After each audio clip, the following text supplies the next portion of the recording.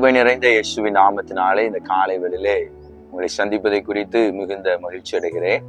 இந்த நாளுக்குரிய வார்த்தையை நாம் தியானிப்போம். அது 1 தீமோத்தேயு 1 அதிகாரம் அதனுடைய 16வது வசனம். அப்படி இருந்தும் நித்திய ஜீவனை அடையும்படி இனிமேல் இயேசுவின் இடத்தில் விசுவாசமாய் இருப்பவர்களுக்கு திருஷ்டாந்தம் உண்டாகும் பொருட்டு பிரதான பாவியாகிய என்னிடத்தில் அவர் எல்லா நீடிய பொறுமையும் காண்பிக்கும்படி இரக்கம் பெற்றேன். இந்த காலை வேளையிலே இயேசுவை குறித்து வேதத்திலே சொல்லப்பட்டிருக்கிற வார்த்தை என்னவென்றால், அவர் பொறுமை உடையவராய் இருக்கிறார். பவுல் இந்த தீமோத்தேயுக்கு எழுதும் போது இப்படியாக எழுதுகிறார், நான் பாவியாகிய இருக்கையில பாவியாகிய என்னிடத்துல அவர் மிகுந்த பொறுமை உடையவராய் இருக்கிறார் என்று சொல்லி எழுதுகிறார்.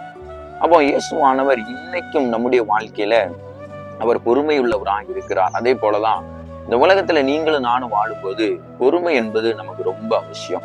சில நேரத்துல ரொம்ப அவசரப்படுறதுனால காரியத்தை நம்ம இழந்து போகிறோம், நமக்கு வரக்கூடிய நன்மையை நம்ம இழந்து போகிறோம்.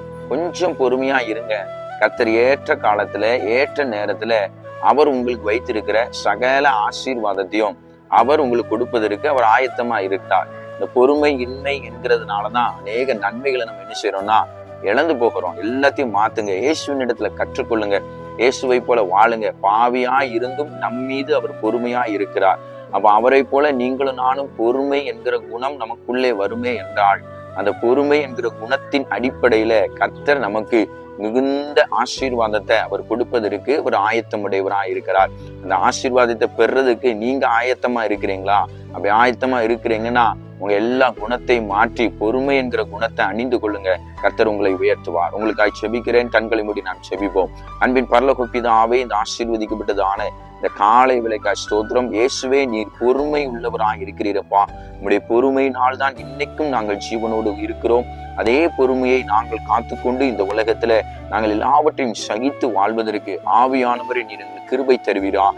இந்த வீடியோவை பார்க்கிற ஒவ்வொருவருக்கும் இப்படிப்பட்ட பொறுமை என்கிற குணத்தை கர்த்தர் கொடுப்பீராக. வாழ்த்துங்கிற ஆசீர்வதிக்கிறோம். இயேசுவின் மூலம் செபிக்கிறோம் நல்ல பிதாவே. ஆமேன். கர்த்தர் உங்களை ஆசீர்வதிப்பாராக. ஆமேன்.